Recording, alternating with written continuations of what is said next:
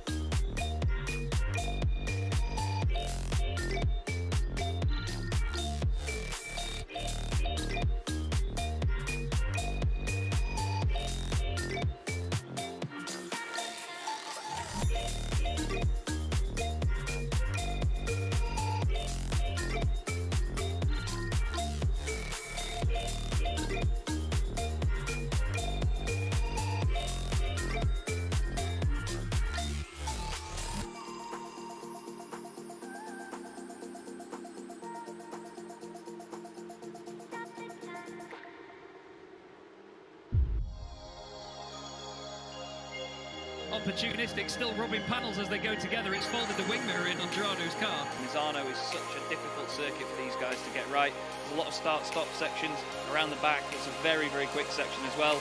It's a fantastic start from the 23. They're 4 wide there by the look of it.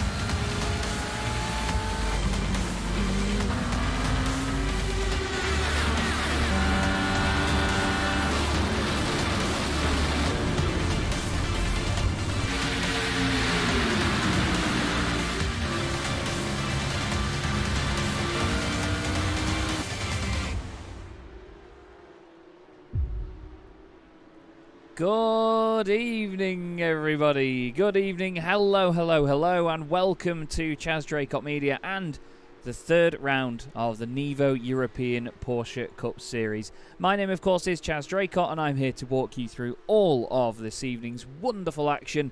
Really, really looking forward to getting this one underway. Apologies, I must say, for not being around to broadcast the previous round of the championship, the second week. I was actually very heavily delayed on my way back from France with Clio Cup, and I did not land in the UK until well after the racing had all finished, I'm afraid. But we're here at Hockenheim, a legendary circuit in its own right. Not quite what it used to be for fans of the old school Formula 1 days like you and I, but still, it is an amazing circuit indeed. Always provides fantastic racing. It's a great place to be. And I've actually commentated on these Porsche Cup cars before here on iRacing at this circuit, and I can tell you we are in for a real treat tonight. Looking at the championship standings, though, coming into this evening, as you see, it is Mark Fletcher and Billy Fletcher. They have teamed up to be a two-car team, Altitude Esports Fletcher, which are currently top of the standings, doing an amazing job, it must be said. 75 points and 69 between them. Senna Lanson's third at the moment with GTE Racing by Red Ant, ahead of Eystein Herfjord in fourth place. Tom Dadswell in fifth, making it 3 Altitude cars inside the top 5. Lewis Ward is going to be one to watch tonight. He's a privateer in this championship, but has been fast in practice has Lewis Ward. He's a real star, and obviously a previous champion, so keep your eye on him. Some new drivers as well into the mix. Dan Berg and Tyler Manning made their debuts last time out, obviously scoring a couple of points between the two of them. But I suppose it's about that time that we actually look at some cars, is it not? Here is your championship leader, Mark Fletcher, currently out in qualifying. He's second on the grid at the moment, though. Håkon Grebstad is currently top of the pile. And how many Porsches, say Porsche Sport? I love that question. And I can tell you there are 20. We have 19 race cars and our beautiful pace car out there tonight.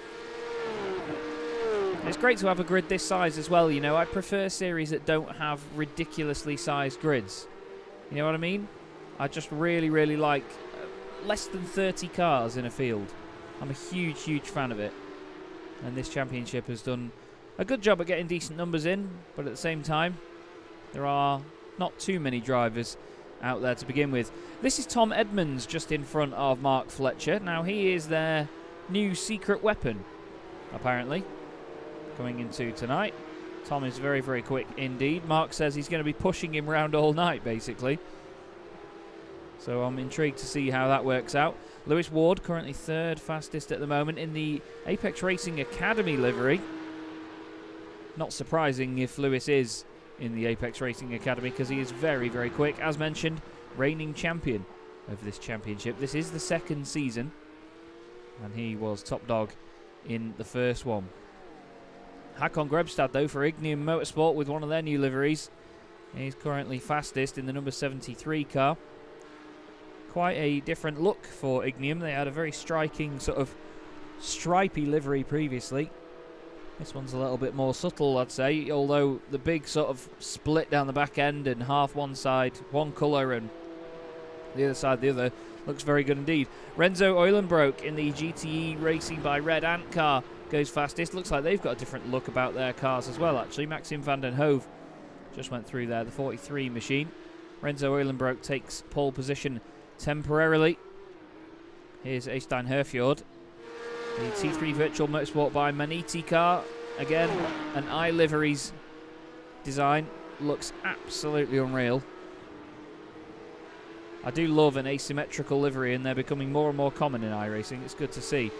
What's also good to see is my good mate Jakub Szymanski out on track. But in chat is his good mate Ed May. Ed actually got Jakub into sim racing, and he's been very well bitten by the bug, and is now one of the sort of top dogs at helping run the NEVO community with his teammate Bart Daleman, who still hasn't put the livery on. Oh, Bart. He's a naughty boy, isn't he? He's a naughty boy. Who else we got?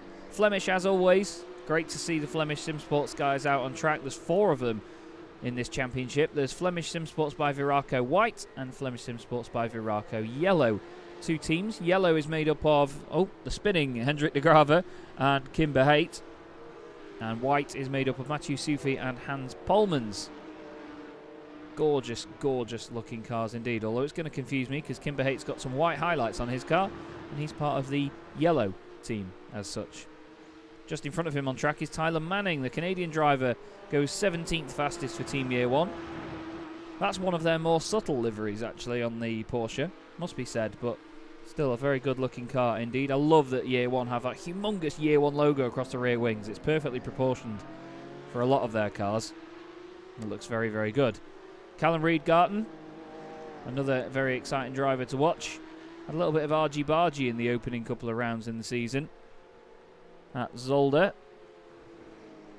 but certainly raised eyebrows for the close following he was doing and the little bit of bumping, but also raised eyebrows for the fact that he was absolutely rapid. His teammate Tom Dadswell, very, very quick as well. Dadswell, a really, really top driver. Again, teammates with Mark Fletcher. I don't see Billy Fletcher actually on the grid for tonight, which is a shame. So second in the championship may be relinquished by tonight. Here is the B-Sim Racing livery of Loic Le Mans, another gorgeous looking car. So many fantastic liveries. Just like Ed May says, stunning, he calls them. Here's Hansi, our good friend. Number 25 machine, currently 11th at the moment. You can see him riding that curb there. One thing I do love about these cars, and I will always mention it whenever I'm broadcasting them, is the fact that they do move around so much. You know, their body language is so obvious. You really do see these cars react to all the inputs, all the curbs, and the rises and falls of the racing surface that they're on. You get a lot of visual feedback from these cars. It's great. There's a bit of feedback there for Hans Polmans in the back end. Tries to kick out again. Manages to save it. Jakub Szymanski moves up the order into 14th position. Puts himself on the 7th row of the grid. And Ed saying that the back of the Porsche looks like Robocop.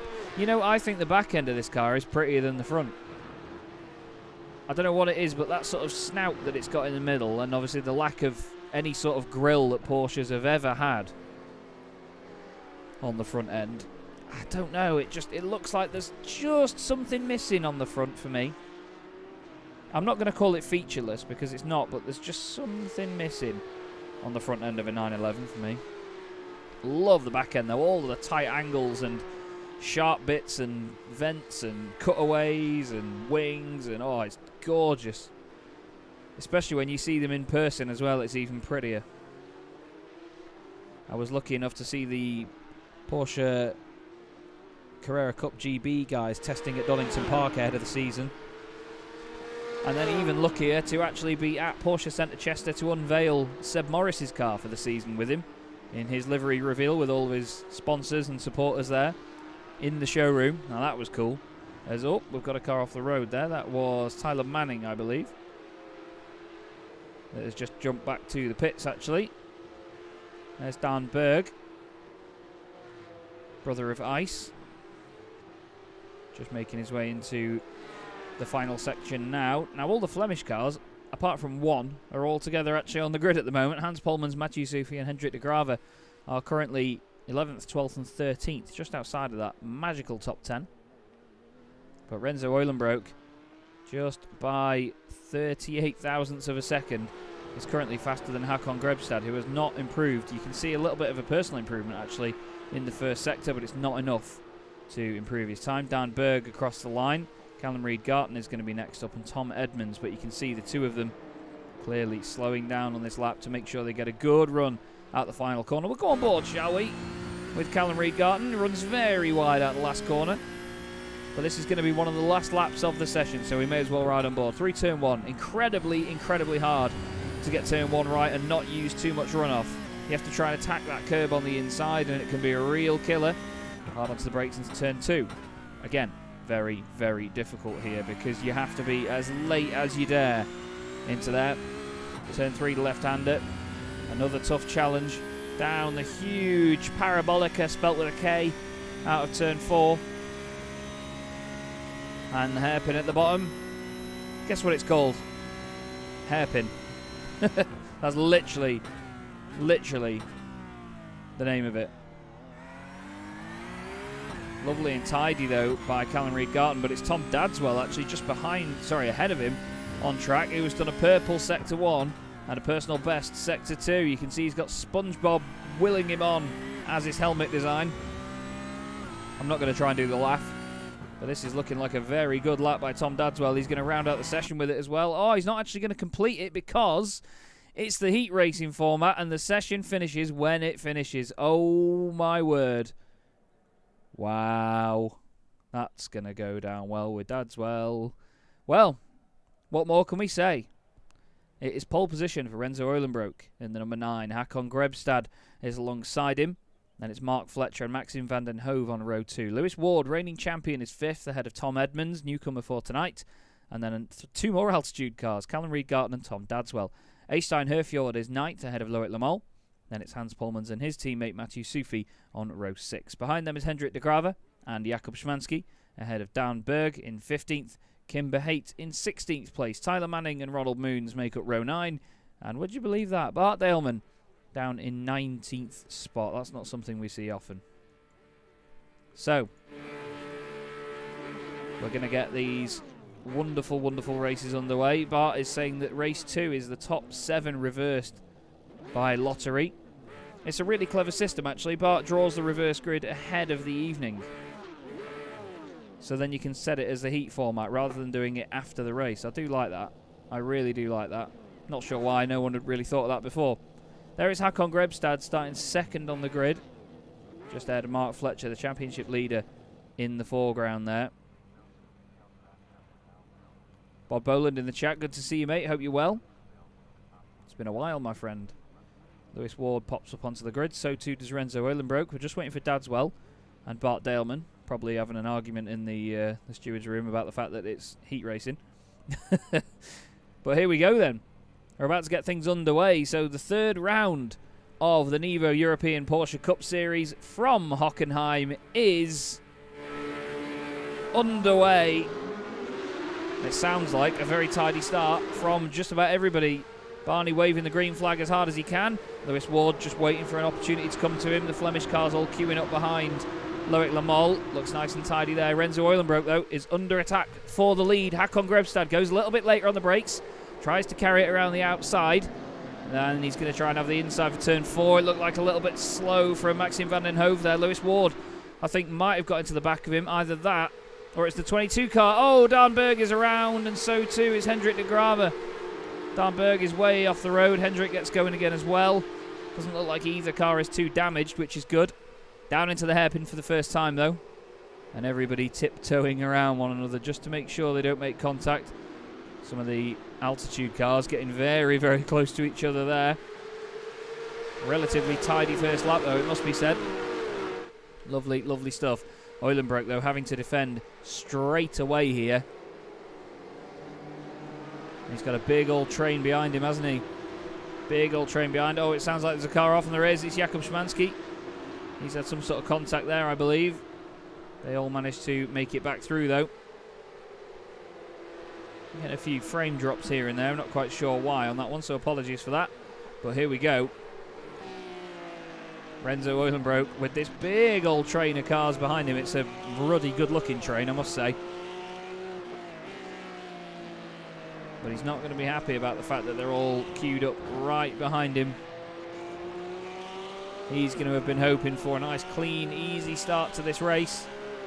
But over the line for the first time, there's barely 2 seconds separating the top 7 cars. Gets a big chunk of curb on the inside of turn 1.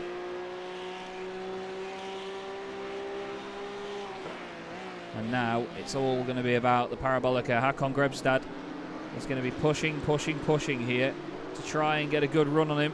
Mark Fletcher's going to get the box seat from behind it. You have to be careful on the run there out of turn 4.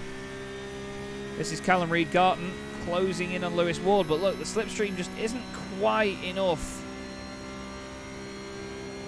Although he does go down the inside, does Callum, goes nice and late on the brakes on the defending champion. Gets the car turned in. Håkon Grebstad has been absolutely miles off the road and comes back on.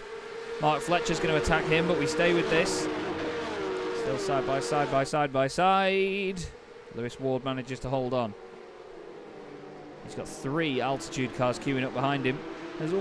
Callum gets very, very close to the back of Lewis's car. On board with the Apex Racing Academy branded machine as whoop, through the wall we go. Gotta love a bit of that.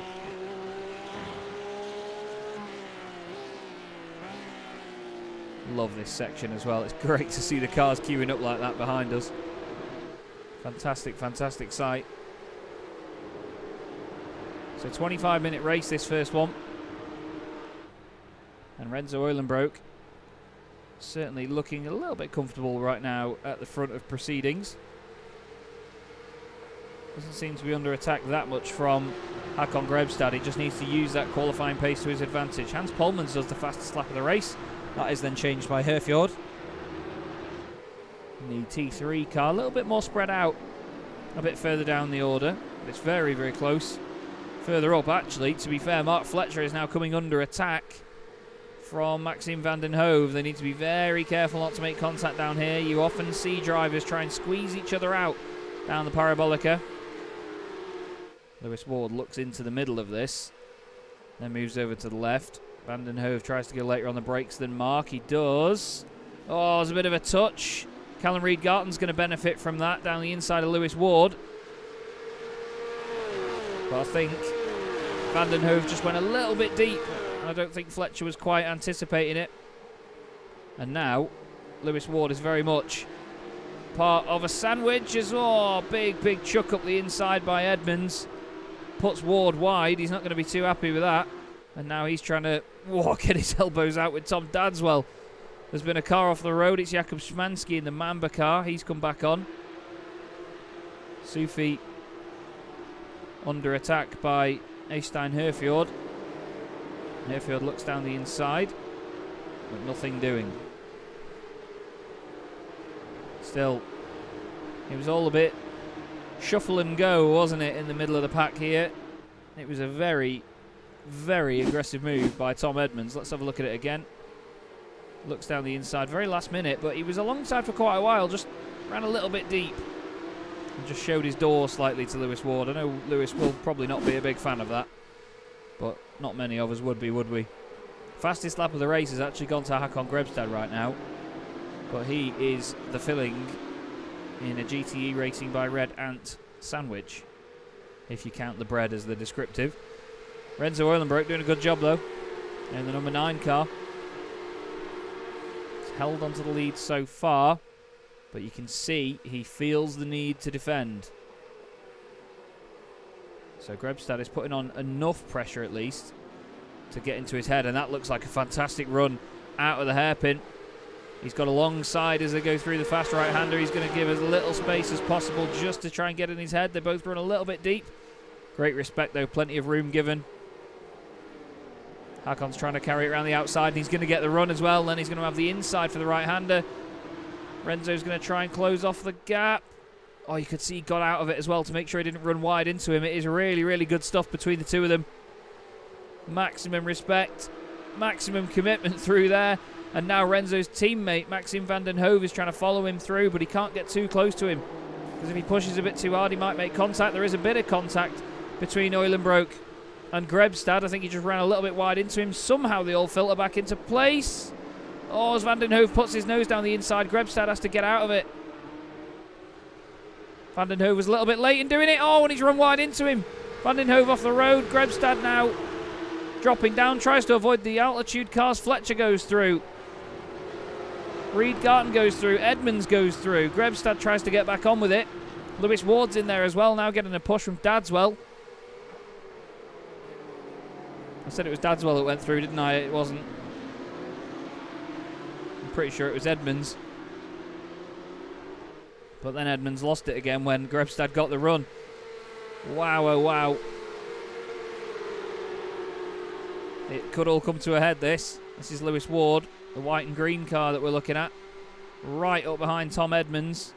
They're going to go 3 wide on the brakes there. That's a lovely send up the inside by Lewis. As whoa, what was that all about? Maxim van den Hove got wellied out to the left there by the look of it by Tom Edmonds. Not sure he's going to take that line down. Looked like Edmonds went all the way over to the left, and now look at this. Maxim throws it up the inside. He says, no, I'm not dealing with you altitude boys throwing it at me like that. Have it back. Just behind. There's more battles going on as Pullmans and Loic Lamol side by side. Great racing all through the field. Side by side once more. Good awareness by Pullmans there to back out of that one slightly. It's just behind him. Haystein Herfield trying to put his nose down the inside right now as well. There's just about room there. Kicks the back end out. Oh, dearie me.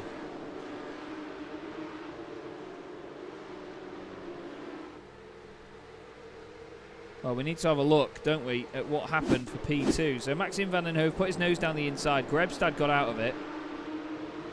And then van den Hove just... Oh, he just runs him out of room. I think he expected Grebstad to get out of that one. 2 of them go through. Grebstad moves out of the way. Edmonds nearly goes down the inside. Edmonds goes deep into turn 1. That means Grebstad gets the run. You've then got Dadswell all over the back of Lewis Ward. They're all very, very close to one another. Has to be said, though, while there was minimal bit of contact here and there, it's really, really good racing. But then keep your eye here on the number 12 car of Tom Edmonds, who has just gone past Lewis Ward, and Lewis Ward has gone off the road. We'll have to have a look at this. But watch that number 12 car, the middle one out of that trio. Yeah.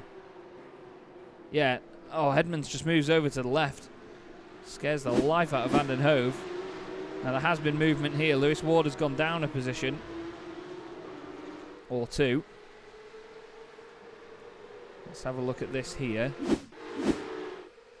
So this is into the hairpin. Lewis on the right. Grebstad in the middle. Edmonds on our left. Lewis turns in. There's a bit of contact. And then I think there was yet more when we got into the Mercedes arena here. Lewis on the inside. Grebstad pretty much off the road. They're 3 wide once again. They've got to turn in at some point. And that's where Lewis lost the positions. Jakub Szymanski has had an issue, I'm afraid. We go back to another replay. Jakub has just gone up straight on, and then he's going to light it up on the curb. So easily done. So this is your race leader, Renzo Eulenbroek, doing a fantastic job at the minute. Every time he's crossed the line, he's been in the lead so far. So he'll be happy with that. He's got Mark Fletcher and Callum Reid-Garton chasing him down. And then the gaggle. Edmonds, Grebstad, van den Hove, Ward, Dadswell. Look at them all fanning out for the hairpin. It's like some sort of Red Arrows choreography.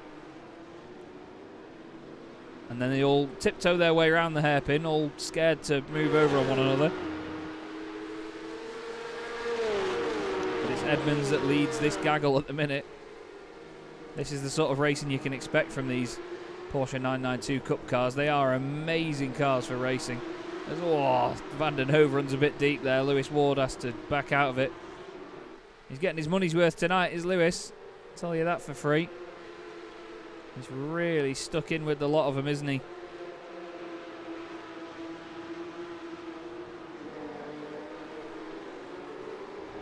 Love watching them just make their way through the camber there in the left-hander. It's a beautiful sight. Now is Grebstad. Oh, it looked like he was trying to have a look there at Edmonds, but no. The lead gap has come down as well, by the way. Eulenbroek now only just ahead of championship leader Mark Fletcher. Callum Reid-Garton, by the way, started this race in 7th position and has now made his way up into 3rd. He and Ronald Moons are the 2 cars that have gained the most places in this race, 4 each. Biggest loser in the field is actually Hendrik de Grave right now, who's lost 4 since he started. Actually, Jakub Szymanski's lost 5, unfortunately. But that is no competition. It looks like Eulenbroek's got a bit of a gap there. These guys certainly don't. Edmonds in his debut this season is working hard, very hard, He's got Grebstad down the inside. Van den Hove looking down the inside of him. Oh, he had to slam on the brakes there. As oh no, Lewis Ward has been turned around. Lewis took a late apex, to be fair, and he did try and pinch it to the inside, but no. It was just that tiny little touch, and that's all that he needed. Let's have a look at what happened. So you can see he stopped it on the apex, and I don't think Dadswell was expecting it. Nothing untoward there, but unfortunately Lewis suffering from contact and dropping way down the order.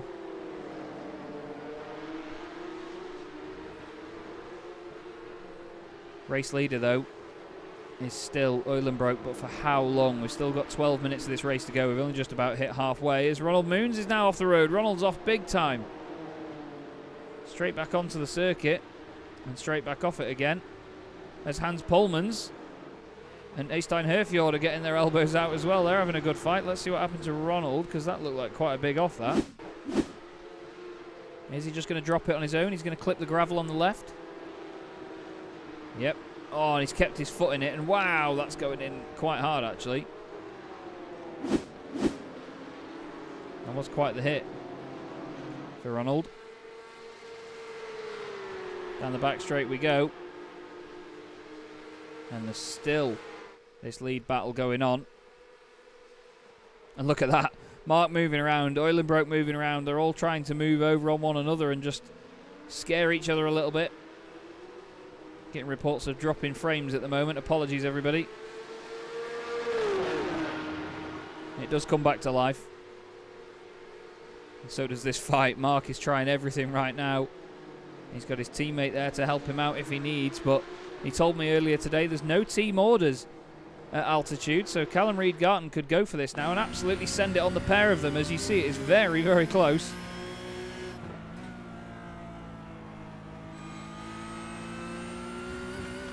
Callum just gives them a little bit of room. They've got 4 seconds back to Håkon Grebstad, so they don't need to worry too much. They don't need to push too hard, actually, to make sure they keep that gap as it is. They could have a good old fight, as they all run very, very wide. Tyler Manning has had an issue further down, I'm afraid. He's just been off the road and come back on. Bart Daleman has benefited from that.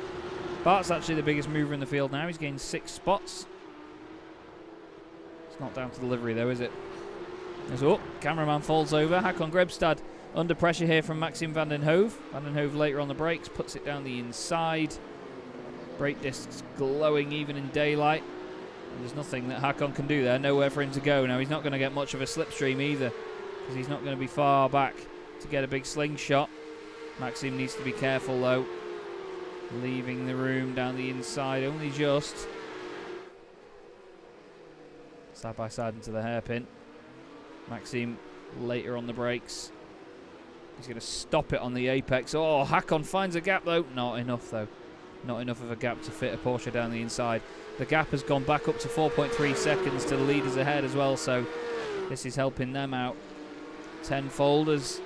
Oh, they decide to make a little bit of a move on the brakes. Keep your eye on Tom Edmonds as well, just behind these pair. He could very easily benefit from this if anything should go wrong and they hold each other up. I'm sure you all agree, though, it's been great racing so far from this championship once again. There's a lock-up from Van den Hove. Grebstad gets on the brakes, tucks the nose of the car back down the inside, but no, can't do it. Just doesn't get the run off the corner. This is fantastic battling, though. Absolutely fantastic battling. Excuse me. We ride on board with the number 73 machine.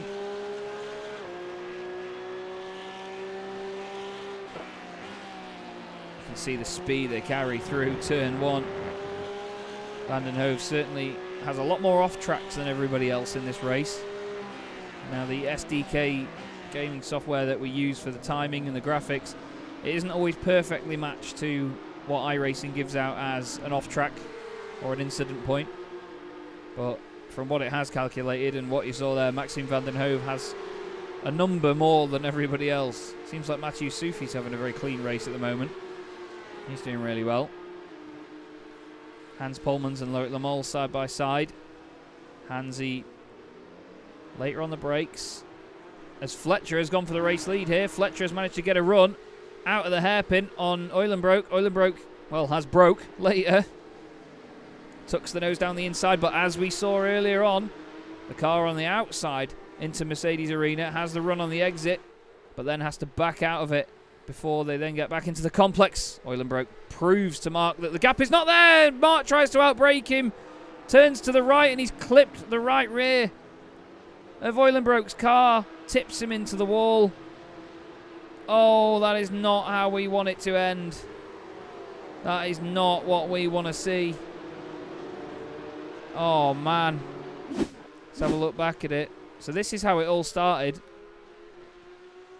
Mark just tried to chuck his nose down the inside as late as he could on the brakes, but I think Renzo just tried to brake a little bit earlier to compensate for that. He knew that the attack was coming, and in that tiny miscommunication came a big old hit.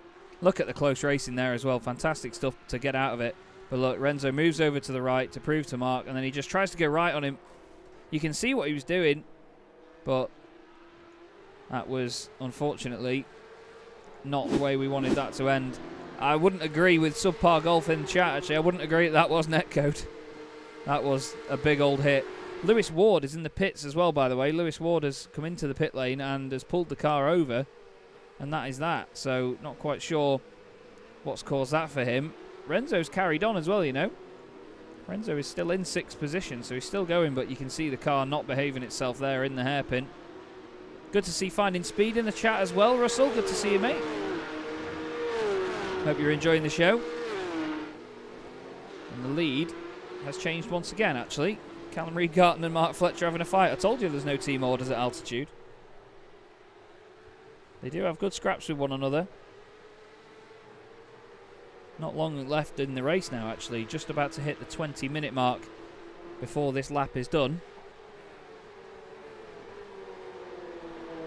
And it could all still change, that's for sure. Maxime van den Hove, 3rd at the moment, on his way to a podium ahead of Hakon Grebstad. Tom Edmonds still right behind them. Eulenbroek holding off Dadswell.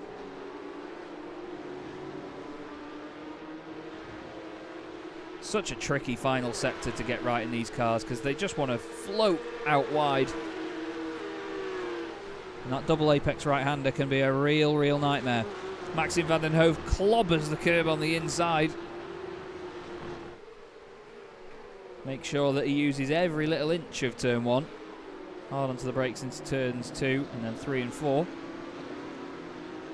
Looks like he gets a nice tidy exit and a good run. It's a great flowing circuit, is the Hockenheim ring. I was supposed to go there last year with Clio Cup Europe, and unfortunately, due to COVID restrictions and so on, it was easier to commentate remotely in the UK. And I must say, that second Clio race at Hockenheim was the best race I've ever covered, hands down. I still maintain that. The best race I've ever covered.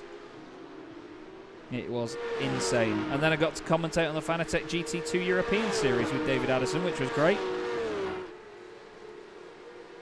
I'm actually with Clio Cup again this coming weekend on Friday. I'm flying out to Imola, of all places.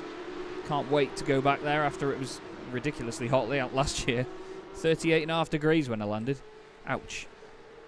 It might be more than 38.5 degrees right now inside Hakon Grebstad's room or wherever he's got the rig. Because he is pushing hard. He is working very hard here to try and unsettle Maxime van den Hove. Maxime, another lock up there into the hairpin. We saw him do that a couple of laps ago.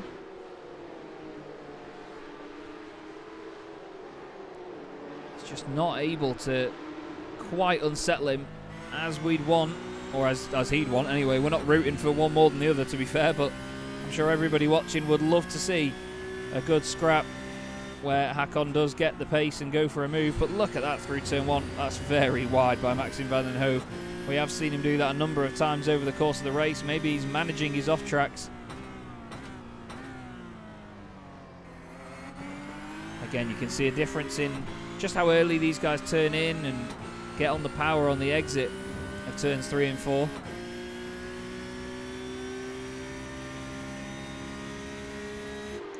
Take my Mac off, Bod. Oh, no, I can't do that, mate. I forgot the sun cream last time out, though. So my head was like a lobster's backside. As well, big send down the inside by Renzo Oilenbroek. Oh, that was very scrappy. Very scrappy indeed. Well, as if the front left of that car needed any more damage. Him and Hakon were fighting for the lead earlier on. And I think that's just an honest mistake, to be fair, by Renzo. Just way too late on the brakes. Just missed his braking point and ploughed in. And Loic Lamol has now had an issue. Loic's just dropped it, as he had his own incident at the hairpin. Oh, straight on goes the 64 car of Mathieu Soufi. More contact down at the hairpin. But Renzo now fourth, so it's 2 Altitude Esports cars, then 2 GTE racing cars, then 2 more Altitude Esports cars. Edmonds and Dadswell. Oh, Hakon Grebstad's off again. What has happened here? Not sure if he's had any help or whether there's damage on the car that's caused it to misbehave. Let's have a look. Yeah, he's just going to go in a little bit too hot. Oh, the back end steps out. That's where he's taken the hit, so you've got to think that surely there's something wrong with it. Right, we've got a minute and 15 seconds left to go, so this is going to be the final lap of the race here. And it's the battle for the lead. P1 and P2. It's not cars 1 and 2. It's cars 11 and 22. But the other way around. Callum Reid-Garton still leads Mark Fletcher. No team orders at altitude, like I've said. Mark, team boss. Looks down the inside. Into the hairpin, gets it done. Oh, and he parks it on the apex. That was cheeky. Callum gives him a smack in the backside. Says, oi, get on with it. Hits Mark's car sideways. Now the two of them into the Mercedes arena once more. Is Callum going to send it? No, he's not. Well, he is. Shut up, Chaz. Round the outside he goes. Mark gets a nice punch off the apex, though. Callum tucks it in nicely for the right-hander. Uses a little bit of the curb on the left-hand side. Nearly hits the red bit. Mark just shows that he is planning on defending. Goes right, goes left. Has he made himself run a bit wide, though, as we come into the arena? A little bit of gravel on the exit. Hard onto the brakes, parks the car on the inside once more. You've seen people lock up there, though, because of the camber, the way the circuit drops away. Mark keeps it nice and tidy. Looks like he's going to get this. Whoa! Callum has a big old bounce and a wiggle over the curbs and the camber change. And that's really unsettled him, and it means that he's not going to take the win this time round. Mark Fletcher takes another win this season at Hockenheim. And it's a 1-2 for Altitude Esports. GTE Racing by Red Ant, 3rd and 4th. Podium for Maxim van den Hove, Edmonds and Dadswell, 5th and 6th. Eystein Herfjord next up with Hans Polmans just behind. He finishes in 8th with Mathieu Soufi and Loic Lamol rounding out your top 10. Well, another very, very lively race from the championship. Mark Fletcher, though, he takes the race win. And the Altitude Esports boys will all come up one by one to congratulate him, maybe get in flying formation. But you can imagine that Renzo Oilenbroek will feel a little bit hard done by at this point. As, oh, the boys get very, very friendly for a second there. Well, that was certainly hard racing. It was fantastic racing, though. Really, really entertaining to watch, wasn't it? Really, really good fun to watch that one. So, let us have a look at the race results then, shall we? I'll take you through exactly how that one ended up. Mark Fletcher takes the win for Altitude Esports Fletcher, with Callum Reid-Garton in 2nd place, barely 0.2 of a second back. Maxim van den Hove finishes in 3rd, another podium for him, ahead of Renzo Oilenbroek. Then it's the Tom squadron in 5th and 6th, Tom Edmonds and Tom Dadswell. Eystein Herfjord is 7th for T3 Virtual Motorsport by Maniti. Then it's 2 Flemish cars, Hans Polmans and Mathieu Soufi. Loic Lamol finishes in 10th for B-Sim Racing. I know they said 92nd because of his car number. Kimber Haight finishes 11th, very quiet race for him. Same with, well actually no, not for Hakon Grebstad. I was going to say it's the same for Bart Daleman, but Hakon Grebstad very much in the wars there. He won't be too chuffed with that one. Herfjord will get pole position, by the way. 7 cars reversed it's going to be. Daleman, as I mentioned, 13th, ahead of Tyler Manning in one of his first outings this season. Roland Moons eventually finishes in 15th, ahead of Hendrik de Grave, with Dan Berg and Jakob Szymanski 17th and 18th. 19th place, though, the only retirement from the race. Someone that was going very well very early on. Lewis Ward. So at the moment, it's a very, very quiet circuit, it must be said. You can see the Porsche Experience Centre there, which obviously, for the sake of this circuit, hasn't been rendered at the moment. It's a very, very good place, though, the Hockenheim circuit. I really do like it. I really hope that I can end up visiting there at some point throughout the world of commentary. But the warm-up session going on now is very, very bare indeed. There's really not anybody out on track or even in the pit lane, to be fair. We've only got the one car, actually. It's Kimber Haight just sat there, maybe waiting for the chance to go back out. But it's not a long warm-up session. And then we will have the second race of the evening. 7 positions on the grid reversed. Kim isn't actually driving because he's typing in the Discord chat, it seems. There's the famous big bottle of oil as well, which I absolutely love. Humongous sort of big plastic bottle of oil that's on top of it. It's a massive structure, like an actual building as well, that, up where the podium is. And it does sound like we have a car moving, actually. Now, who is it? I think it might actually be Hendrik de Grave. Sounds like he's just sat there doing some burnouts, actually. Now, that's a tyre warming tactic, I've heard. Got to love iRacing smoke there, clipping through the buildings, but no sim is perfect. Let's just witness the sound, shall we? 1 second.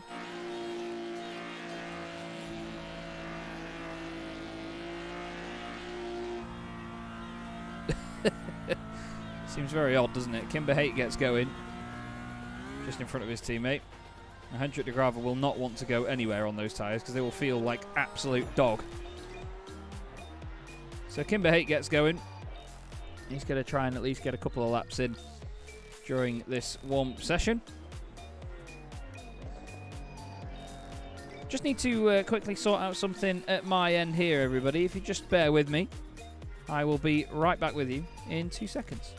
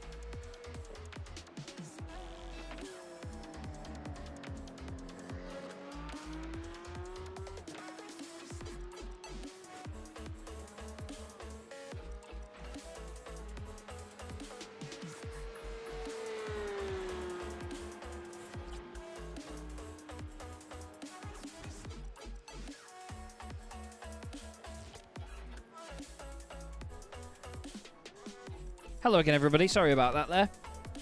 Just making sure that I could fix a slight issue I was having at my end and hoping that that it wouldn't affect things in terms of the stream. We don't want to ruin the stream, do we? We've just seen Tyler Manning there getting to grips with this Porsche and testing out some of the rallycross routes through the final corners. And testing how sturdy the car is, of course, when it comes to hitting Bart Daleman's car down the back straight there. So the session's just come to an end. Warm-up is done.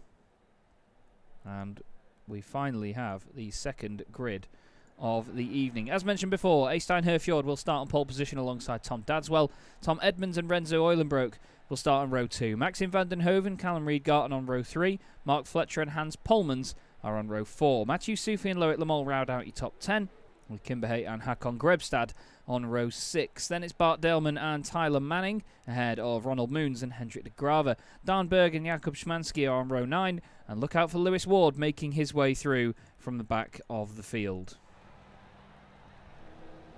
So who's your money on, everybody in chat? Let us know, or let me know. Let each other know.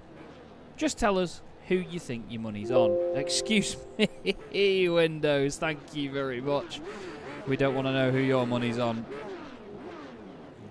You can hear a couple of drivers just spiking the revs here and there, getting ready to go. The lights are about to come on, though. And the second race of the night here at Hockenheim in the NEVO European Porsche Cup Series is... well, it's underway a bit early for Tom Dadswell, who seems to have jumped the start. He's then lit up the rears, and it's a fantastic getaway by Renzo Eulenbroek. Dadswell goes completely backwards. I've got shades of Schumacher in 2001 there. Let's hope Luciano Berti's not going to chuck it over the top of him. Well, oh, the two Flemish cars have clouted each other. Oh, it's not a Prost going upside down. It's just a race for Flemish going upside down. Herfjord still leads them then, out of turn 2. Edmonds is second. Eulenbroek third. Then it's Van den Hove behind. Eulenbroek gets out of shape. Van den Hove moves in front. And wow, oh wow, suddenly it all went to pot there, didn't it? Look at this big gaggle. You've got Bart Daleman blinking in and out a little bit. They're side by side down into the hairpin. We have the two GTE cars, and then Hakon Grebstad. Oh, he's overdone it. Fantastic awareness by Dadswell. Wow. Fantastic awareness by Dadswell to avoid him there. Side by side for the lead, though. Edmonds down the inside of Herfjord. Herfjord then says, nope, not on your life. Watch this. Chucks it on the apex. Oh, fantastic. Oh, did Edmonds clip him? I think Edmonds did clip him, and Van den Hove gets caught up in it. Eulenbroek's gone around it. Hans Polmans arrives on the scene at double the speed of everyone else. Herfjord's car's damaged. Herfjord's car has got something wrong with it. There goes Dadswell down the inside of Polmans. I think Herfjord's got damage here. He's got to be careful not to understeer into people. Lewis Ward making his way through. He's gained 8 places on this opening lap. Flipping heck. Amazing start for Lewis. Man is on a mission. We'll have to look back at what he did after we've completed this first lap. Just see it from his point of view. We'll watch Dadswell going backwards. Look at that around the outside. Oh, he's turned into Herfjord. There's contact in front with Grebstad. Herfjord's in the pits. So too is Callum Reed-Garten and Renzo Eulenbroek. So number of cars in, but Tom Edmonds leads the race. There's movement all up and down the field. Look at the lead that Edmonds has got.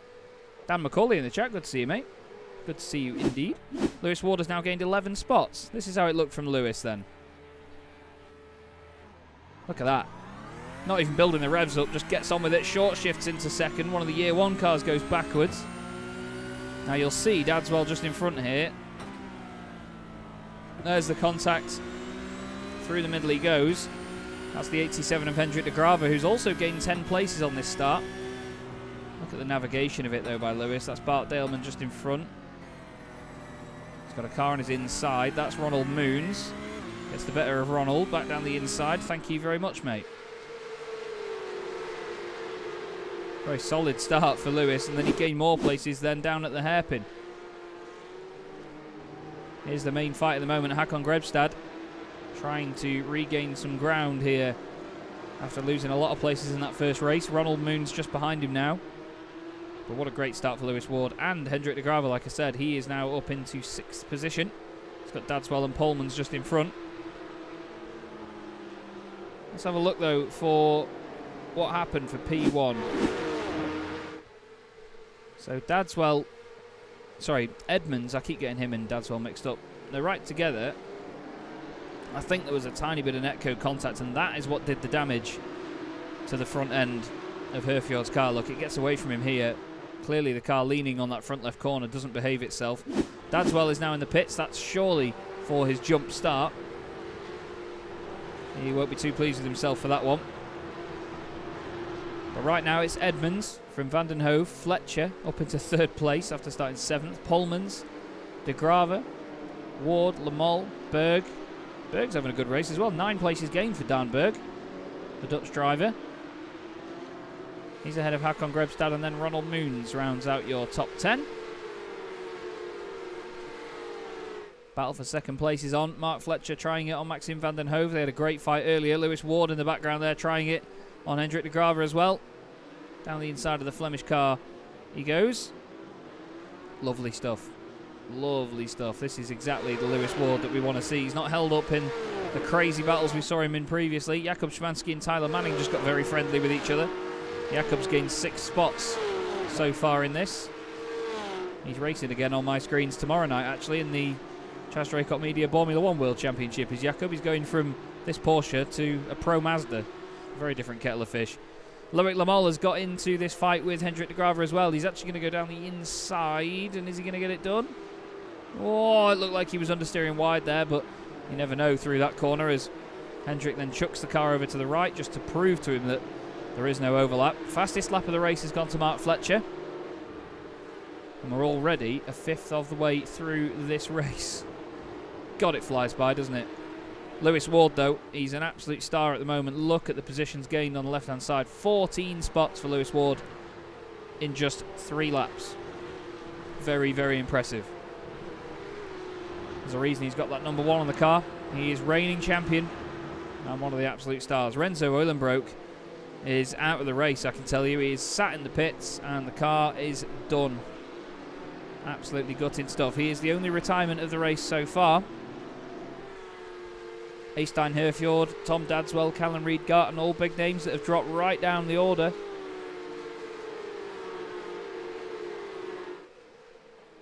And they will not be too chuffed, I can tell you that for free. But, you know, these races can be very, very feisty. You do see a bit of attrition in them. You know, there's not long to get the job done here. It's not an endurance race where everybody takes it really easy. Oh no, Dan Berg's gone off. He's stopped down at the hairpin. Oh no! Oh, who was that? That was Kimber Haight. He's going to hate that. He just got going as he thought Kim had cleared the front of him, and then just Kim ran deep into the hairpin clearly and just slapped into the side of him. Loic Lamol is under pressure from Hakon Grebstad. Grebstad puts his nose down the inside. Loic goes a bit deep into the right-hander. But now he's going to have the inside line for the next corner. Grebstad tries to carry the pace around the outside. If he gets this done, it'll be a lovely, lovely move. Too wide doesn't normally work through here. Through the left, through the right. Grebstad down the inside. Great stuff. The Norwegian driver putting another move on there. He was right up there in the championship. Where's Hakon? If I remember rightly. 6th in the championship at the moment, actually. It was Senna Lansons that was 3rd. We've not got him there tonight either. So after a race 1 win, Mark Fletcher is going to be loving this. No Billy Fletcher, no Senna Lansons. His 2 main championship rivals absent this evening. Hans Polmans now under attack from Lewis Ward. There is the Apex Racing Academy car. Really good looking car making its way towards him. Lewis doesn't go all the way over to the right. He makes sure that he boxes Hansy in and then gets it parked nicely. Lovely, lovely stuff that was. Great by Lewis Ward once again. Maxim van den Hove has not let Mark Fletcher get away here. The 43 car all over the back of him. Mark's going to be pushing as hard as he can while his teammate Tom Edmonds leads this race. The debutant this evening. Tom in his first round of the season, showing everyone that he's got good consistency and pace. Whoa, saw Hans Polmans there just in the background, hobbling all over that curb. Sounded like somebody's had some sort of issue. Ronald Moons is in the wall very hard indeed. The headlights popped out forwards by the look of it. You need to look at that iRacing. Either that or it's a very, very sturdy headlight cover. He's just, caught that curb a little bit too much. and then really biffed the front end of his Porsche in. I know I said it wasn't the prettiest part of the car, Ronald, but come on. Surprisingly longer lap here as well, actually. 139s are the fastest laps of the race, and they're doing 140s now. 141s, 42s. Incredible, actually, that it takes that long to get around Hockenheim, but I suppose it's quite a long circuit.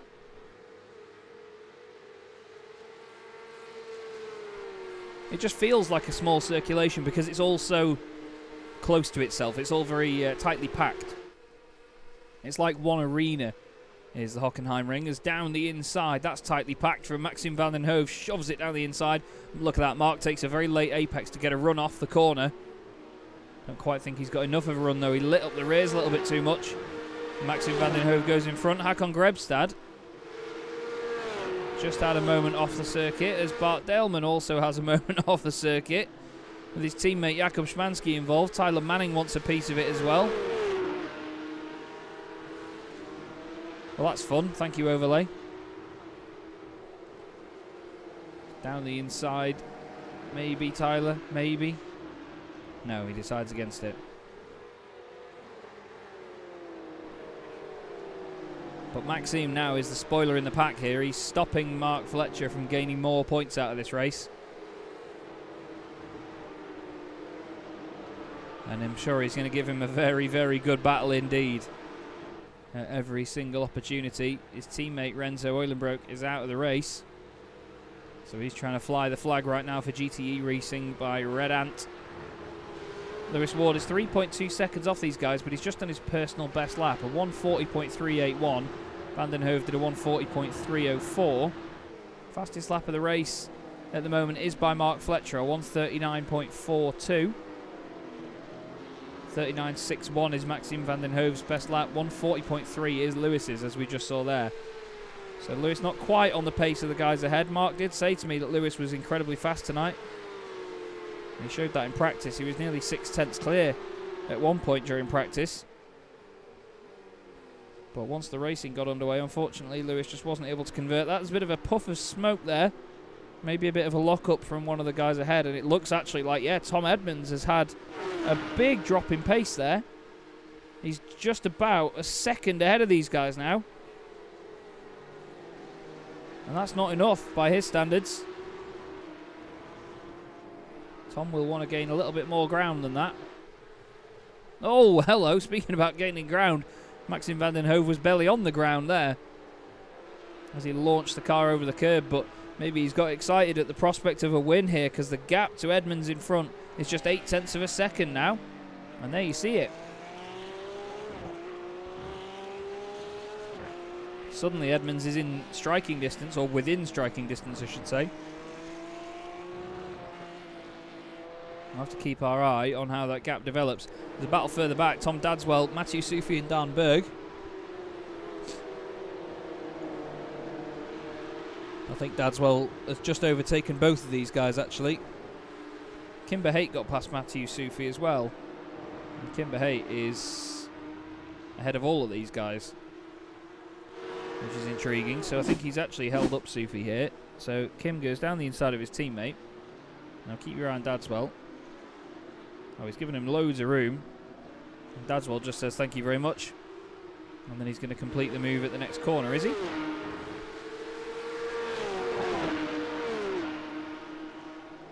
Very, very close through there. Hard onto the brakes. And Dadswell's going to carry the speed around the outside. That is very close racing. Lovely stuff by Tom Dadswell.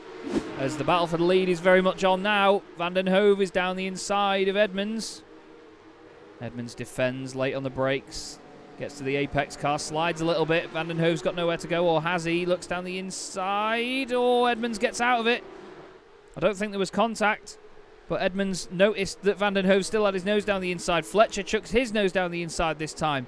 Van den Hove gives him room. He's thinking, I saw what you did to my teammate. You can see, though, they're just exercising a bit of caution as they go into the corner, just waiting and waiting and waiting. Mark looks down the inside. Puts his nose there once again. Still doesn't work for him that time round. He's actually lost a little bit of ground there to Maxim, who crosses the line in the lead. Just over halfway through this race now. 13.5 minutes completed of the 25. And once again, we have a great battle on our hands for the race lead between Altitude Esports and GTE Racing by Red Ant. Further back, Jakub Szymanski. He may have lost Tom Dadswell a little bit, but he's got Kimberhait, Downberg and Mathieu Sufi right in behind him.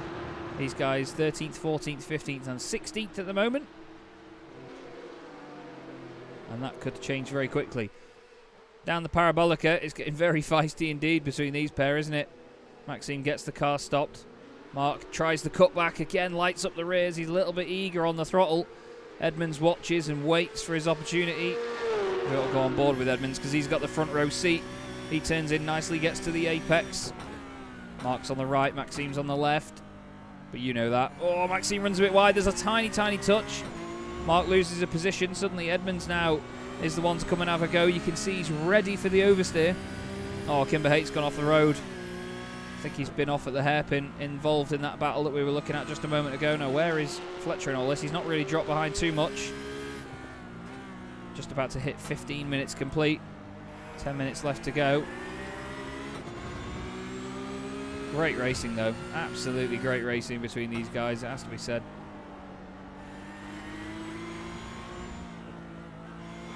Just waiting to... You can hear the tyres scrubbing slightly in this car. They really push it to get it to float around the corners. Originally, it felt very numb compared to the older car, but it is a very feisty bit of kit. You can see the nose just diving down. Lewis Ward, by the way, on that previous lap, was faster than all of these guys. 3/10 quicker than Maxime, a 10th faster than Edmonds, and Fletcher was a good 7/10 slower than him because of that contact and the time that he lost. Fletcher now going back past his teammate. Edmonds just brakes a little bit earlier and lets him through as Mark, whoa, he's got his nose down the inside. I imagine Maxime clenched a bit there. When you do see the car just running out a little bit deep, you do start to worry as Callum Reed-Garton has just got past Bart Daleman. There's a move going on behind as Jakub Szymanski has lost time to Dan Berg. He's not had a very good run out of turn 4 there by the look of it, and that swaps round once again. Hans Polmans, by the way, is only just ahead of Hakon Grebstad. There's about 7/10 between the two of them. He's going to be watching his mirrors, but it's going well for Hansi so far. Started 8th on the grid, up to 5th. Hakon Grebstad started 12th. He's up to 6th. Hendrik de Grave, to be fair, started in 16th place and has done a great job to get up to 7th, with 15 places gained for Lewis Ward. It is an amazing drive. That's more than, well, just less than 1 position a minute based on how long the race has been running. So, just in front of him, though, we have to keep our eyes on this, because last time we got to 15 minutes, we blinked and we were at full race distance. Maxim van den Hove once again smashing that inside curb at turn 1. Still trying everything he can to stay ahead of Mark Fletcher. Brake discs glowing once more. Hard on the throttle. Now watch the speed build up in these cars. It's incredible. There's 120 mile an hour. 230 k's, changing up into 6th gear. He moves all the way over to the right. Mark lifts off, then dives out to the left. Tries to go later on the brakes. Forces Maxime to take a tight apex. Mark stamps on the brakes, gets on the throttle as early as he dares. Now we've seen him light up the rears there before. It doesn't seem to have worked this time either, but he's just putting pressure and pressure on now. Onto the back of Maxime. Covers the inside nicely, parks the car on the apex. Oh, Mark just about has a bit of a feel of the back end of the car. Just testing out whether it really is as pretty as it looks. And it's not soft, I can tell you that for free. The red hot exhaust there as well, engine right at the back of these Porsche 911 992s. But this is really good stuff between these guys. Oh no, unfortunately it's all gone to pot here. Mathieu Sufi has big contact with Dan Berg. Not quite sure what caused that. We'll have a look. Sufi late on the brakes, down the inside. Oh, he's just going to run wide and clatter into Dan. I could say Dan gave him enough room there, to be fair. There was a car's width down the inside, but when you're running deep like that, unfortunately, there is always going to be contact. So Edmonds now back in the front row seat. And he's going to watch his teammate here go chasing after the race leader.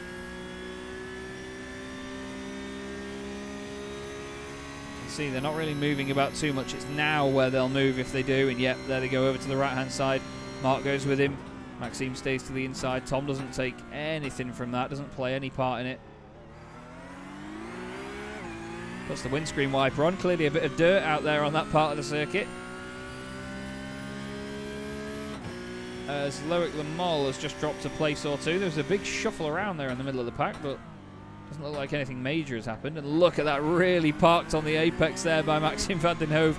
He's well within his right to do it. It's not really dangerous. You've just got to make sure right now that Mark Fletcher is really on his toes here. He's got to expect that that car will stop a lot quicker than normal, and it'll be a lot slower on the apex of the corners. We don't want to see a repeat of what happened with Eulenbroek in the earlier race.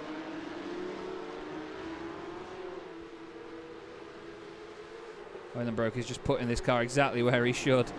Mark did go for a look down the inside there, but you could see the car sort of wobbling around on the brakes. It really didn't look comfortable. 20 minutes of this race gone, 12 laps complete. We move on to lap 13. And we have 5 minutes to go. That's going to be 3 more laps.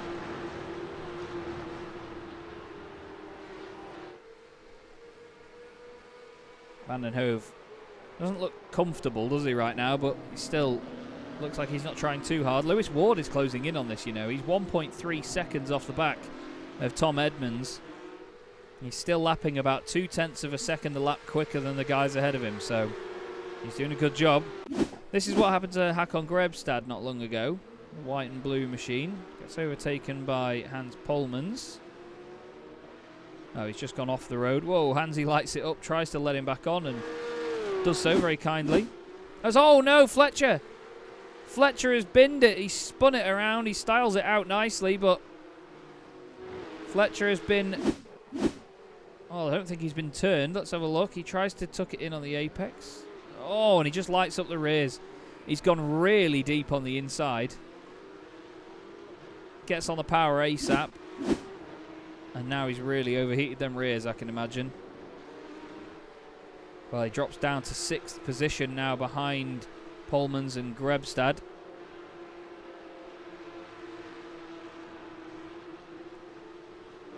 That is absolutely gutting for him. Maxime van den Hove still in the lead. It's not 7 seconds back to Edmonds, though, I can tell you that for free. Sometimes the timing just needs to wait to update a little bit. Across the line, though, lap 13 complete. Nearly 22 minutes of the race done. Van den Hove will have just a little bit of breathing room for a moment. It depends how hard Edmonds pushes now. The gap back to Lewis Ward is 1.1 seconds as well. If this fight does actually erupt in front of him, Lewis Ward could be well in with a shout at winning this race here. He's on for a podium at least. It's been a fantastic recovery. 19th on the grid, right at the back after retiring from the first race. You can see there all the rubber laid down by Mark Fletcher in his amateur dramatics. He's now on the back of Hans Polmans in 6th position. Håkon Grebstad, by the way, has had a really good race. He started 12th on the grid. As we saw, he dropped a number of positions after contact later on in the race with Renzo Eulenbroek, who Renzo Eulenbroek late into the hairpin. As Hendrik de Graaf has just had a bit of an excursion in the Mercedes arena. Is Loic Lamol going to take advantage of that? You know what, Russell? Actually, I always go for the first spelling of that, K-E. I'm not sure quite which one is right, to be honest with you. I think they're both right. I think it's an American versus English thing again, isn't it? But I always go for KE, curb.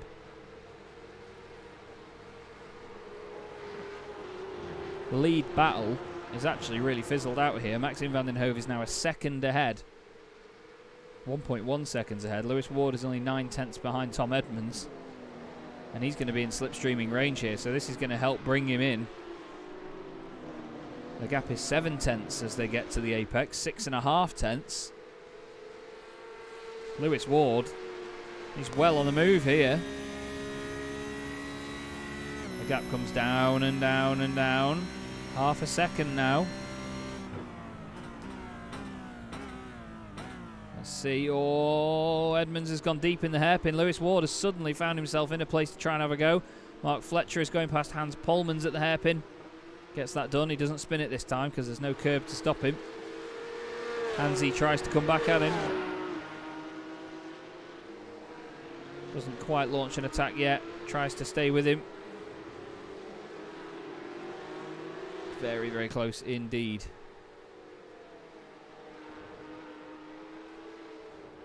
Now Edmonds was hoping to try and go for the win here with Maxime van den Hove just in front of him, but all of a sudden he's trying to defend at second place.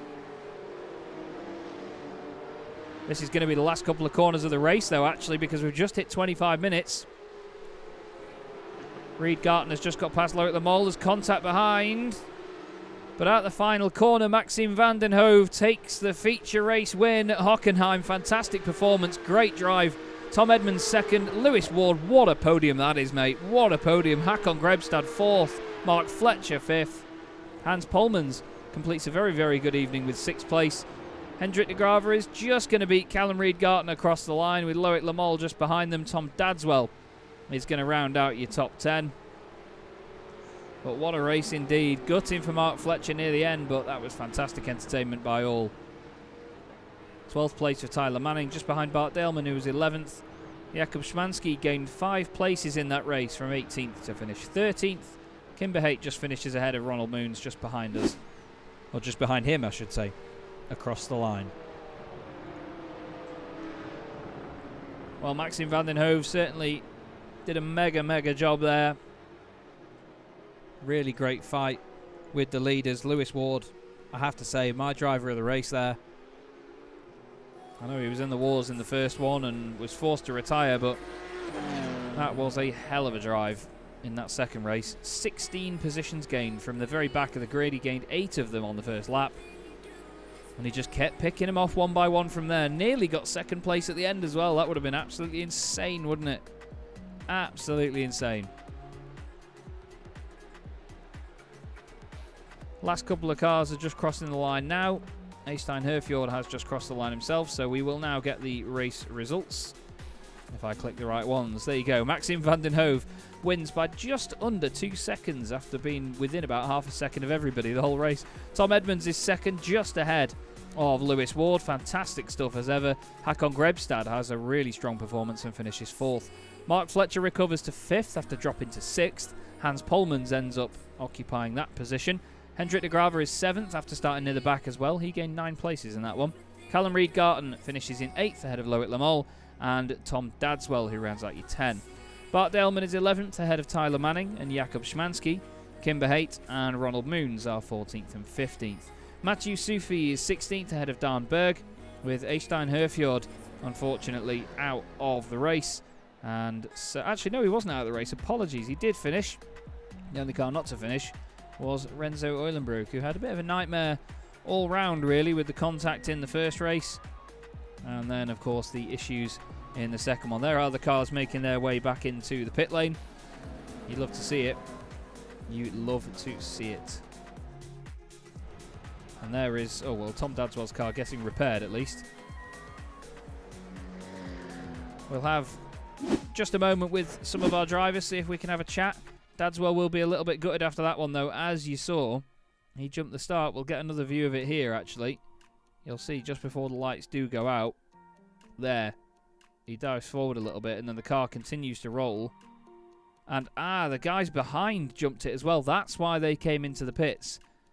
So that was Renzo Eulenbroek. I think the other one was Callum Reid-Garton, wasn't it? I did wonder why they came into the pits, but you saw both of those guys jumped it as well. That's why Renzo got such a seemingly amazing start. Certainly hopped off the line very, very quickly, didn't it? But brilliant, brilliant racing indeed. Doesn't look like we've got any drivers in for an interview at the moment, unfortunately, but let us know what you thought of all that racing. Who was your driver of the night as well? I don't like saying driver of the day when it's day. It's not day, is it? I don't want to say driver of the day when it's driver of the night. As there is the contact into turn 1. Big old spin. Lewis Ward in the chat. Sweaty boy. Get in for a chat, Lewis. Get in for a chat, man. We'll see if we can catch Lewis in a little bit. Somebody that we will speak to first, though, is Tyler Manning, who was out there tonight for Team Year 1. Tyler, you must have enjoyed that, mate. You were always in the thick of it. Seems like you guys further down the order were just all over the place, battling with each other. How was that? Oh, it was absolutely awesome. This was a better round for both me and Dan and the team. We worked hard for this round. The results showed. Even though Dan had a bit of some hard times, I did very well, I think, and I enjoyed this trip. This was so much fun. And what do you make of the circuit? Because it's a bit of a tough one, is Hockenheim, because it's mainly very, very flat. There's a few corners with a little bit of camber, but these flatter circuits that are a bit featureless in certain places are quite tough on cars like this, aren't they? I wouldn't say that it's featureless, but it is flat. It isn't like Spa or anywhere else, but it does have a good character, and I love it. And yeah. And what do you make of the car? Because I mean, it can be a real handful, this Porsche, but when you get it hooked up and have a real tidy lap, it feels amazing, doesn't it? Absolutely. It just last round, I just started racing the car, and now I just feel like, oh wow, this is awesome. That feeling. Yeah, and it sounds amazing to go with it as well. There's a lot of drama in the cockpit of this car, but sometimes it just sort of floats around the corners, and it just, yeah, I mean, it looks great as well, to be fair, and especially in the Team Year 1 livery. How have the team found it overall so far this season? And I mean, obviously you say it's your debut this time around, but have you had any sort of previous feedback from any of the other guys? Not really. We went into the dark with this, both me and Dan. He's just said, hey, I'm doing this, and I wanted to join, had time, and I think I might ask a few people around how to get a little faster, maybe be up the front, but who knows? It'll be a possibility, but yeah, did well. Yeah, indeed, and that's it. I mean, getting to the end of a race in one of these is quite the achievement. I know I could never manage it. That's why I'm a commentator. Absolutely. But it's certainly been entertaining to watch. Is there anyone you'd like to give a quick shout out to, Tyler, while I've got you? To the whole Team Year 1, to Dan, to Good Be a Sport, and all the fans in the chat, and you yourself. This was a good broadcast. Thank you very much, mate. Much appreciated. Well, I hope you enjoy the rest of your evening, afternoon, morning, whatever time it is, wherever you are in the world. You're in Canada, aren't you? Yes, I am. So it's the evening still. Ah, okay. That's Should be fair fine. enough then. Well, it was great to speak to you, Tyler. Thank you very much for hopping in, mate. You've certainly started the trend now, because now I've got too many people to choose from in the interview waiting room. But thank you for coming in, mate, and look forward to seeing you next time round. Thank you very much. Bye-bye. Cheers. Tyler Manning there. What a lovely guy. Fantastic to have the Canadian in the championship with us. A very multinational championship as well, this one. It's very, very good to see. Now, let's have a chat with... I'm trying to decide here, because there's a number of drivers that I'd like to speak to, one of which is, well, the guy that finished just behind Tyler in that race, who was certainly, again, in the thick of it. Jakub Szymanski joins me in the box. I was just saying before, Jakub, that you're in a very different car tomorrow, but what did you make of this one? It's completely different to what I usually drive, as you know. It's not a free, it's not Pro Mazda. It's difficult to drive, and I'm still trying to master it. You probably saw, I think I had 6 or 7 spins in this race alone. Yeah, it can be. It can catch you out in a weird way, this car. It doesn't suddenly go, does it? It's always a very slow, progressive slide. Yes, you're just going like on the turn, I believe it's turn 2 and 3. You're just going like normal, and then suddenly you're 90 degrees towards the truck. Like you're facing completely different way, and you have no idea why. takes a little while to get used to this car, but it's fun. I have to say, it's very fun, even though I'm admittedly crap at it, and my points were more of luck than any sort of skillful driving.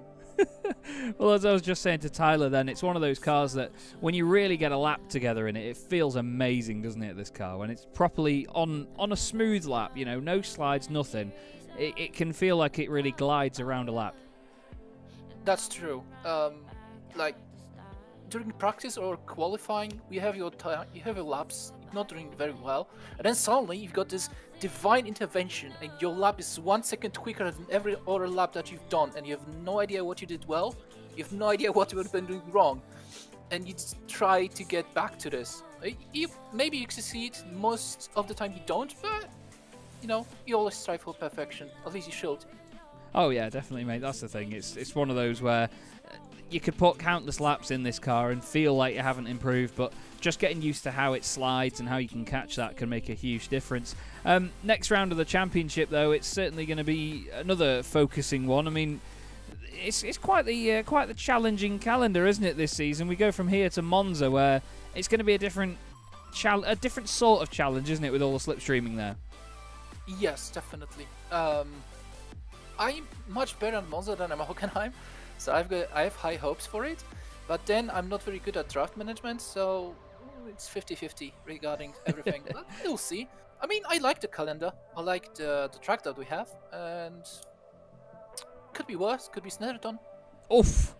Digs at Snetterton. Digs at Norwich. I'm there next weekend. Yeah, actually. I don't like it. Sorry. Well, actually, not this weekend coming. The weekend after I'm at Snetterton. Actually, Yeah. I'll make sure I send you pictures of it, and show you how not rubbish it is. But either way, you'll take some each convincing. their own. Yeah, indeed. Well, it was great to speak to you, Jakob. Is there anyone you'd like to give a shout out to, mate? All the grid, every driver who shows up, who makes the show, to you making an awesome stream. I need to watch it yet, but I will. And yeah, I'm sorry if I hit anyone. I was not in control of the car more than I was in control, but I think the race went well, and I'll hope to see the entire grid in its entirety in the next meeting, as well as you. Lovely stuff. Well, great to speak to you, mate. Thank you again for coming in. Well done tonight, and we'll see you at Monza. Bye-bye. Cheers. There we go. Jakub Szymanski there. Wonderful to speak to as ever. And to be honest, I didn't really clock, and this is going to sound awful on Callum right now, but I didn't really clock the performance by Callum in that second race. But the fact that he came in for a drive-through penalty because he got jump scared by the guys in front of him jumping the start, he did it himself. Callum, that was actually quite the good drive back, wasn't it? To get from right at the back of the field. I mean, you didn't take tyres like it seemed like Renzo did in the pit stop there, but talk us through how that went, because coming back from frustration at the start like that is never easy, is it? No, it was quite. I accepted the challenge of obviously just like making my way up through the field as quick as I possibly could, and hoping obviously a few other people had some incidents and obviously started battling so they'd lose time, so I'd gain on them. But it was fun. It was a lot of fun. It was nice battling with Mark at the beginning as well. But I was going to say, Chaz, that you're my favourite commentator, but then you said you didn't notice my performance halfway through the race. I'm really upset by that. I'm sorry. I was too busy watching Lewis Ward blitz it. I'm sorry, Callum. I'm sorry. But, you know, I mean, being part of Altitude Esports, it's a hell of an outfit to be a part of, especially in this as well, where you're the team in this championship that has the strength in numbers, aren't you? Yeah, we are, but we also have the strength in the drivers as well. Yeah, I definitely agree. I mean, the fact that there's no team orders as well, something that I've been going on and on and on about tonight, because Mark told me earlier, that still keeps it entertaining for us. But what's it like as drivers, knowing that even though the car in front or behind you is in the same livery, it still could punt you out of the way? Yeah, I suppose we have like you know, measurement of respect, and then obviously when the opportunity arises, then like we just go for it, and like if it is what it is sort of thing. It's like if the other person's clearly quicker than you, then it's like, wow, what can you do? Like I'm not gonna make it difficult for them. I'm sure everybody else has. I'm sure like Tom, Mark, and Tom, should I say, they have the same mindset in regards to that as well as Billy. But Yeah, it's great fun. It's nice to. It's very rare we get to have a race together, because we're always in like official soloing or something like that, or like we're in endurance special events racing as a team. So it's nice to race against each other, which is kind of cool. Well, it's always nice to have, like you say, when you're all on track together as well, communicating as you do. It just adds to the whole experience, I guess. It can be a little bit manic, but very entertaining as well for us lot. Monza next up. Talk us through your opinions on Monza, because I mean, I always used to think, oh god, not Monza, it's just straight lines, but it's a big challenge in itself, isn't it? Yeah, it is. I mean, it's been updated with track limits now, so you can run on the outside of the corners, like on the curbs a little bit more now, without getting that much of an off track. But, yeah.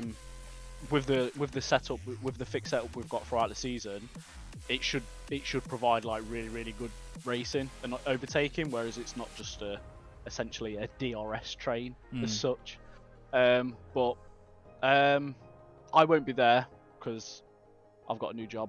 Ah, fair enough. And yeah, this series falls in line with my night shift, so I can't do that. But man. Whenever I can, I'll jump in. But yeah, it should be a great race. Should be a really good race to watch. Well, I hope you can at least try and tune in where you can, although Will Vincent will probably kill me for saying that one. But still, great to speak to you as ever, Callum. Always entertaining, and obviously, you know the question by now. Is there anyone you'd like to give a quick thanks to while I've got you here? Yes, big shout out to all the guys that set it up. Bart, obviously yourself, Chaz, as well, for doing the commentary for us all. Cheers. I want to say a big thank you from my mum and dad to giving me this opportunity to speak with Chaz Draycott.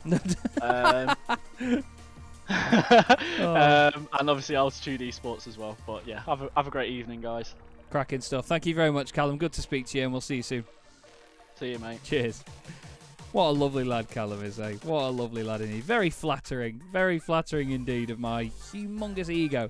Well, what a great night's racing we've had, everybody. Maxime van den Hove takes the second win of the night. Mark Fletcher certainly made it busy for him throughout the majority, but unfortunately near the end would have a spin and absolutely drop the ball. But still, great entertainment once again from the NEVO European Porsche Cup Series. Thank you very much for watching tonight.